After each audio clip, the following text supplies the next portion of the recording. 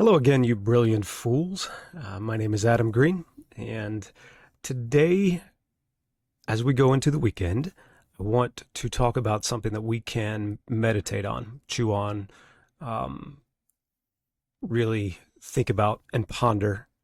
And I want to talk about this concept because we've talked about this week being bold, going forth, not being afraid to make mistakes, and growing in that and growing our businesses in that and really making them part of something bigger than ourselves.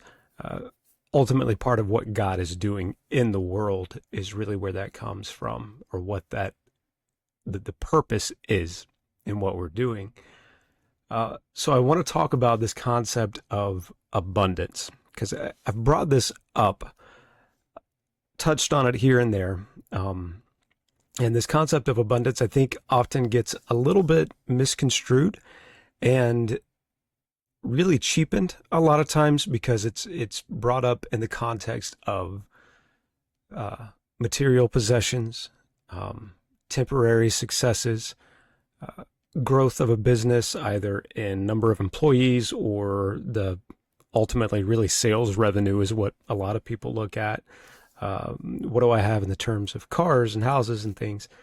And while abundance, I do believe, can include material things, um, I want to start first of all in John 10 when Christ is talking to the Pharisees, and he's calling them thieves, thieves and robbers, uh, because he's saying anyone who doesn't come to God through Christ is a thief and a robber. They're coming in through a different way, and the Pharisees were that.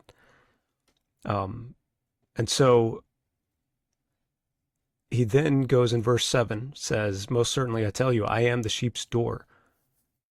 And by the way, in that time, the shepherd himself would act as a door. So you'd have the pen around the sheep, and sometimes that could be mobile. So you could set up the pen to go around the sheep at night when you're out away from home doing your shepherding thing.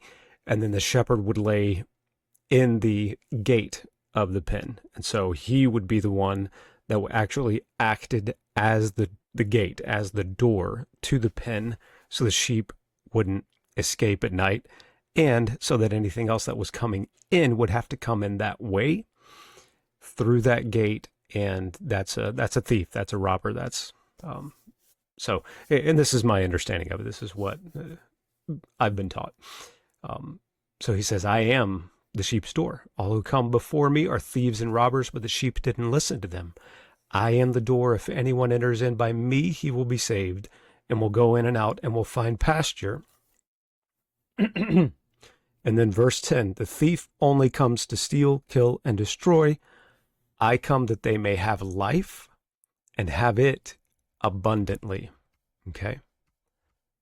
So he is coming that we may have life abundantly. And that life comes, as we know, it's by grace through faith you are saved.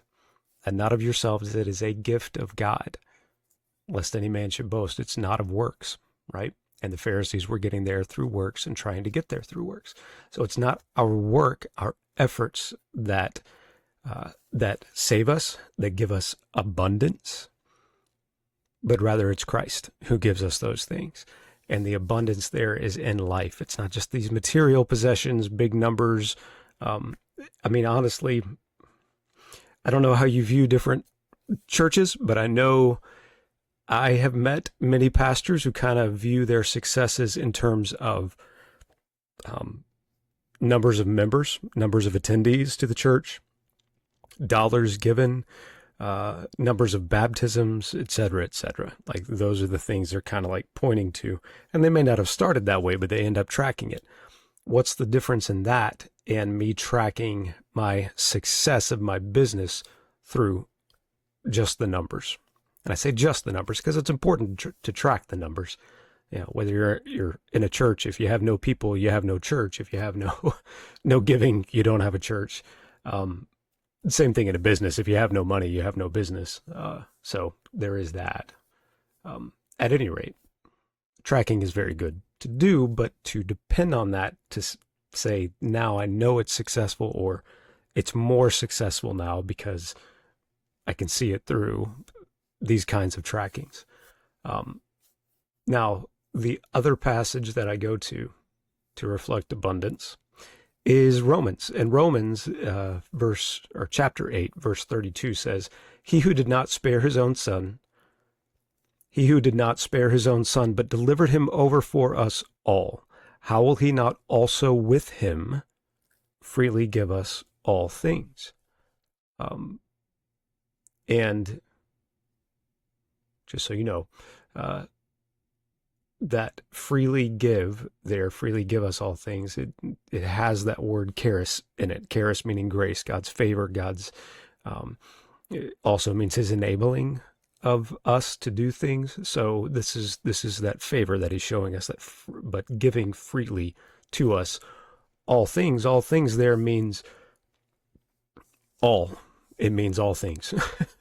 That is what it is. Pass.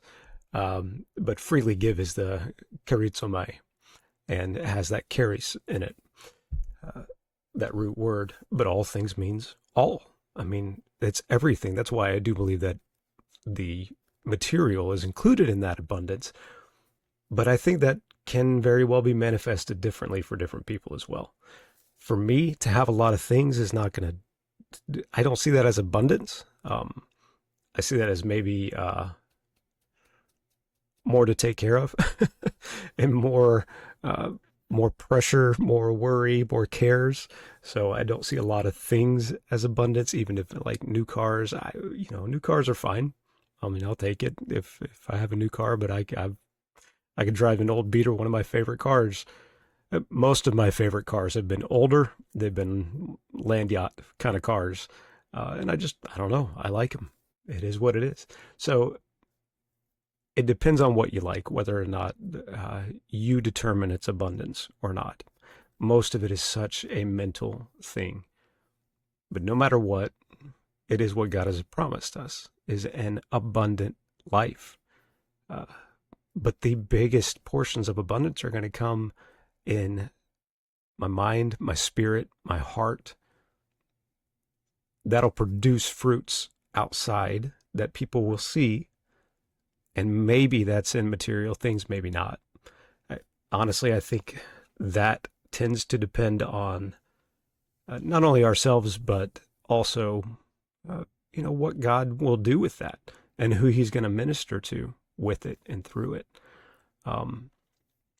But it's that verse 32 in Romans 8 is in the context of us being known by God. And verse 28 even, it says, we know that God causes all things to work together for good to those who love God, who are called according to his purpose. That's us as believers.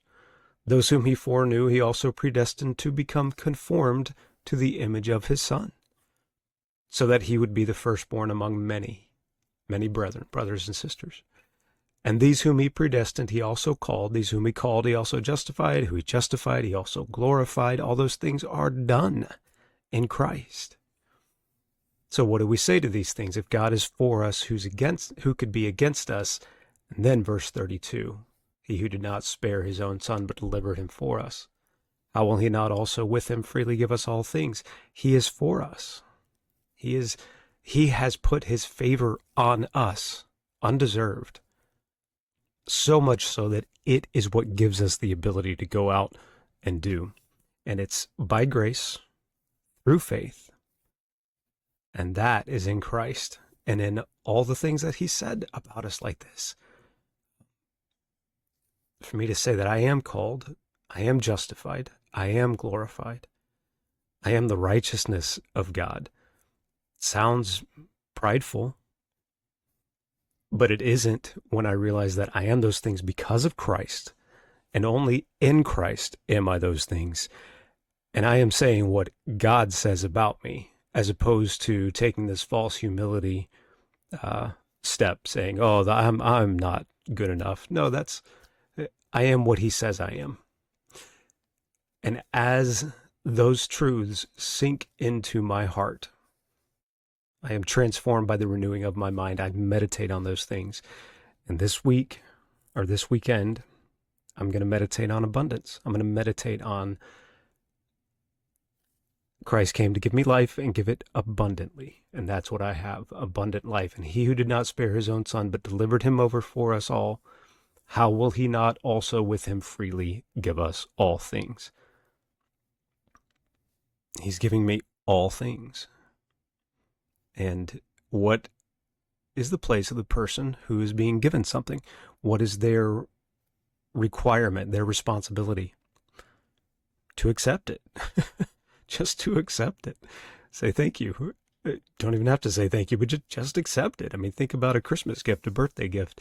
The person who's getting the gift, the only responsibility they have is to accept it, to receive it. So often, though, my receiver's broken, and